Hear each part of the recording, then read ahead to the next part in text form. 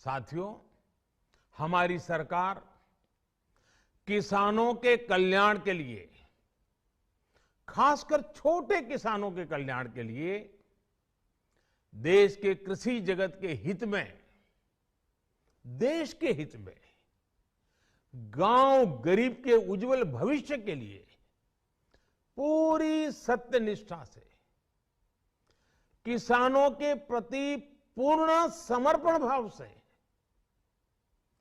नेक नियत से ये कानून लेकर आई थी। लेकिन इतनी पवित्र बात, पूर्ण रूप से शुद्ध किसानों के हित की बात, हम अपने प्रयासों के बावजूद कुछ किसानों को समझा नहीं पाए। भले ही किसानों का एक वर्ग ही विरोध कर रहा था, लेकिन फिर भी ये हमारे लिए महत्वपूर्ण था।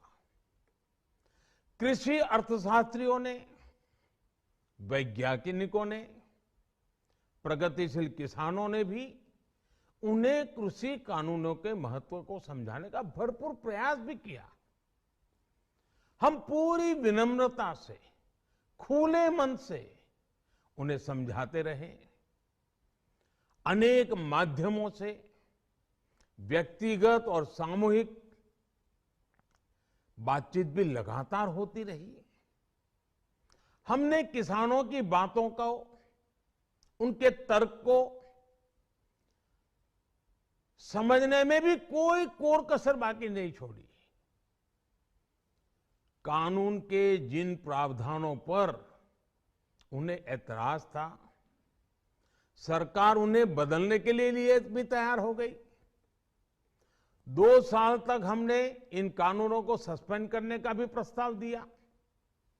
इसी दौरान ये विषय माननीय सर्वोच्च न्यायालय के पास भी चला गया। ये सारी बातें देश के सामने है, इसलिए मैं इनके अधिक विस्तार में नहीं जाऊंगा।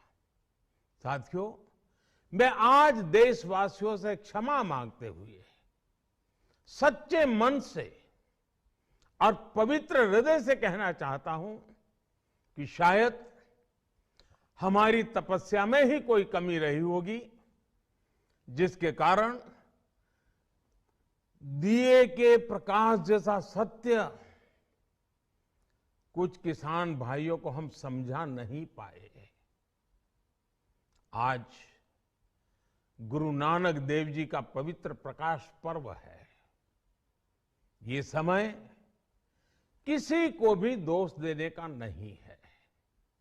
आज मैं आपको, पूरे देश को ये बताने आया हूं कि हमने 3 कृषि कानूनों को वापस लेने का, रिपील करने का निर्णय लिया है। इस महीने के अंत में शुरू होने जा रहे संसद सत्र में, इसी महीने में, हम तीनों कृषि कानूनों को रिपील करने की संवैधानिक प्रक्रिया को पूरा कर देंगे। साथियों, मैं आज अपने सभी आंदोलनरत किसान साथियों से आग्रह कर रहा हूं, आज गुरु पर्व का पवित्र दिन है। अब आप अपने अपने घर लौटे, अपने खेत में लौटे, अपने परिवार के बीच लौटे। आइए एक नई शुरुआत करते हैं, नए सिरे से आगे बढ़ते हैं।